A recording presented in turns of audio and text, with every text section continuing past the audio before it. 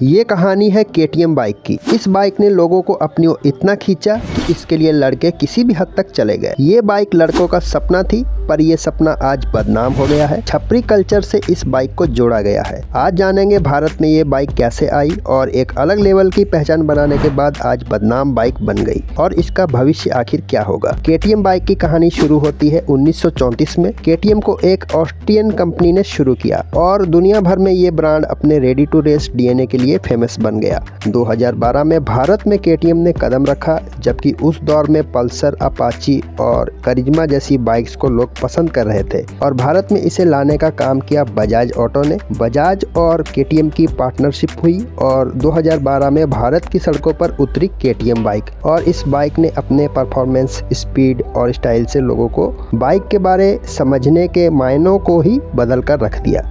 इसका नाम था KTM ड्यूक 200। लोग इसके दीवाने हो गए। इस बाइक की orange theme, trellis frame, liquid cooled engine और इसकी खास आवाज़, हर चीज़ पहली बार जैसी थी। इस प्रीमियम बाइक की सबसे बड़ी वजह जो मिडिल क्लास को अपनी ओर खींचने में कामयाब हुई, वो थी इसकी कीमत जो काफ़ी कम थी, और लोगों ने इसे धड़ल्ले से खरीदना शुरू कर दिया। कॉलेज जाने वाले, पढ़े लिखे, जॉब करने वाले बस इस बाइक को लेने के सपने देखने लगे। लड़कों ने सेविंग की, EMI पर अपने KTM ड्यूक 200 के सपने को साकार किया। जब लड़के अपनी इस चमचमाती ऑरेंज KTM को लेकर गलियों मोहल्लों में चले तो सब देखकर दंग हो गए। KTM बाइक अब एक स्टेटस सिंबल बन चुकी थी, पर इसकी कम कीमत इसके लिए अभिशाप बनने लगी, क्योंकि लोग इस बाइक को आसानी से खरीद पाने लगे और लड़कों ने इस बाइक को stunts, loud exhaust, social media show off जैसे रील्स के लिए इस्तेमाल करना शुरू कर दिया। नो हेलमेट, पटाखे जैसी साउंड और उधार की लाइफ स्टाइल वालों के कारण धीरे धीरे KTM बाइक का नाम छपरी कल्चर से जुड़ गया।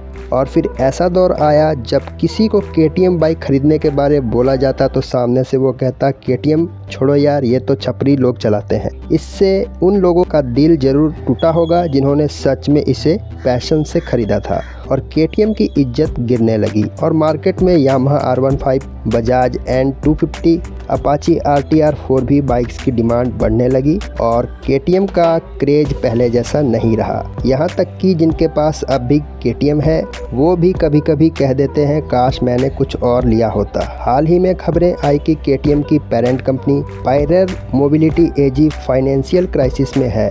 कंपनी ने ऑफिशियल बताया कि कंपनी लॉस में चल रही है, और ऐसा ही चलता रहा तो KTM का प्रोडक्शन बंद भी हो सकता है। पर भारत में फिलहाल बजाज ऑटो के साथ KTM का प्रोडक्शन जारी है, लेकिन यूरोप और कुछ दूसरे देशों में KTM ने प्रोडक्शन धीमा कर दिया है। सच ये है कि KTM ने दिवालिया होने की पुष्टि नहीं की है। फिलहाल इसकी फाइनेंशियल कंडीशन खराब है। भारत में फिलहाल इसके प्रोडक्शन बंद के कोई पक्के संकेत नहीं है, पर सच कहा जाए तो KTM बाइक कुछ लोगों की वजह से बदनाम जरूर है, लेकिन बाइक अभी भी वही दमदार है। इसका चार्म आज भी लोगों को जीत सकता है, बशर्ते कंपनी अपनी मार्केटिंग और प्रोडक्ट लाइन को मेंटेन रखे, नहीं तो भारत में भी इसका प्रोडक्शन बंद करना पड़ सकता है। कोई भी बाइक ब्रांड कंपनी अपनी तरफ से 100% देकर ही बाइक बनाती है, पर इसका इस्तेमाल अगर गलत हाथों में आ जाए तो नतीजा आप समझ सकते हैं। KTM आज भी एक शानदार बाइक है, रेडी टू रेस।